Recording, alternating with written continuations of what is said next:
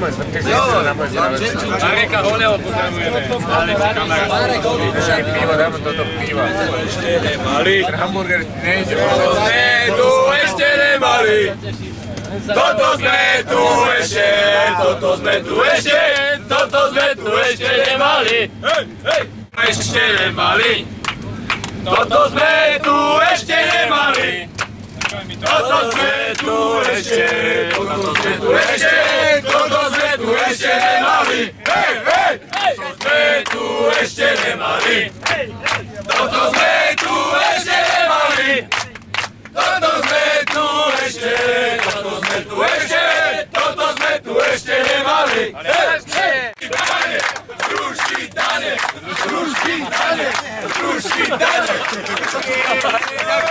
Ďakujeme.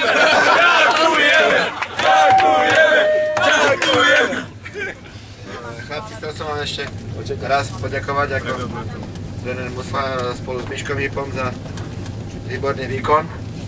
A toto naši kamaráti a naši dobrí priatelia by vám takisto chceli povedať pár slov a ľudia, ktorých si vážim a ktorí nám fandia a ktorí prišli za vás dneska povzbudiť. Vážení priatelia, začnem s tými daňami, dobre, ak dovolíte.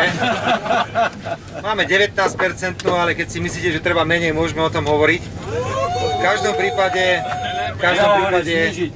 vás chcem, ak s tým budete súhlasiť, pred vašim priateľským zápasom, ktorý budete mať, myslím, 14. novembra pozvať na nejakého pol deci na úrad vlády. Prídeme! Dobre, ďakujem pekne.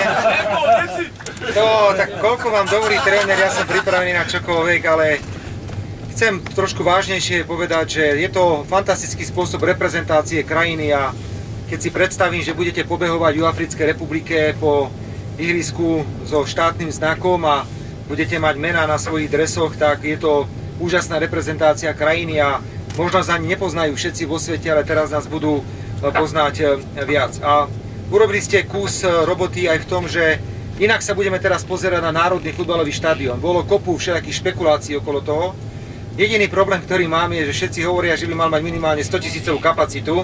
To neviem, či celkom zvládneme, ale dohodneme sa určite na takom štadióne v Bratislave, ktorý bude dôstojným futbalovým stánkom pre celú Slovenskú republiku a vy tam budete s radosťou sa určite vrácať. Takže ďakujem za všetko, ste naozaj perfektní a ďakujem touto cestou aj tým našim zamrznutým divákom, ktorí merali cestu do Poľska, pretože bola tam veľmi pekná atmosféra. Dúfam, že ste aj nás trošku počuli, lebo jačali sme z tej výpky tak, ako sa dalo. Ďakujem pekne a šťastný let do Bratislavy.